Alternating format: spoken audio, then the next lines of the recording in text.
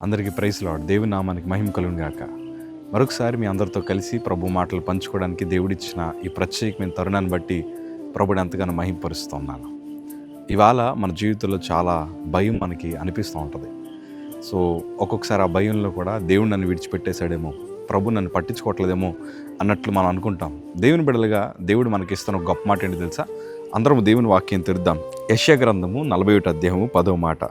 నీవు నా దాసుడు అనియు నేను నిన్ను ఉపేక్షింపక ఏర్పరచుకుంటుననియు నేను నీతో చెప్పి ఉన్నాను. నీకు తోడై ఉన్నాను, భయపడకము, నేను నీ దేవుడినై ఉన్నాను.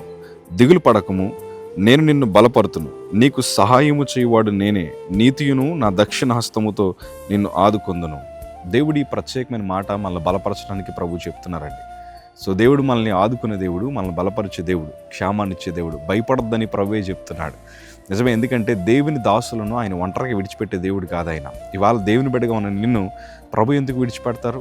దేవుడు అసలు విడిచిపెట్టరు. ఎందుకంటే నోవాహు దినముల్లో కూడా నోవాహు చాలా ప్రత్యేకంగా బ్రతికాడు. చుట్టూ చాలా అల్లరిమూకులు పాపం చేస్తూ ఉన్నవారున్నా, ఎంతోమంది అల్లరి చేస్తున్న ప్రజలున్న నోవాహు చాలా చక్కగా దేవుని దాసుడిగా బ్రతికాడు కనుకే ఆ జల ప్రళయం నుంచి తప్పించబడ్డాడు.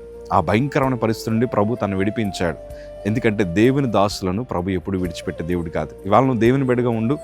దేవుడు ఏ పరిస్థితులైనా ఎందులోంచైనా నిన్ను విడిపించగలిగిన దేవుడు. సో భయపడద్దు సుమి. So God's grace is always upon us. దేవుని కృప మన ఎడల చాలా ఎక్కువగా ఉంది. ఎందుకంటే ప్రకృతిని చూస్తున్నప్పుడు అర్థమవుతూ ఉంటుంది ఆయన ఎంత బలమైన దేవుడు, ఆయన ఎంత శక్తి కలిగిన దేవుడు. ఆయన నోటి మాటతోనే ఇంత బలమైన సృష్టిని ప్రభు చేయగలిగితే ఆయన ఒక్క ఆజ్ఞ మన బ్రతుకును మార్చదా? ఆయన ఒక్క మాట మన జీవితాన్ని మార్చదా? అంటే 100% మారుస్తుంది. నిజమే, కొండల తట్టు నా కళ్ళెచ్చున్న నాకు సహాయం ఎక్కడి నుంచి వస్తుందని దావీదు ఆ కీర్తనల భాగంలో రాస్తున్నప్పుడు నిజం అనిపిస్తూ ఉంటుంది. కొండలు చాలా ఎత్తైనవి, చాలా బలమైనవి, ఎంతో సంపద కలిగినవి. ఆ కొండల తట్టే చూస్తూ నాకు సహాయం ఎక్కడి నుంచి వస్తుంది అని భక్తులు రాస్తూ ఉన్నారు. నిజమే, ఈ ప్రపంచంలో అన్నిటికంటే చాలా గొప్పవాడు, బలమైన వాడు మన ప్రభువే. ఆయనే మనకు భరోసా ఇస్తున్నాడు. భయపడకము, నేను నీకు తోడై ఉన్నానని. సో ఇవాళ నువ్వు ఏ స్థితిలో ఉన్నా భయపడద్దు, దేవుడు మనకు తోడుగా ఉన్నాడు. God bless you.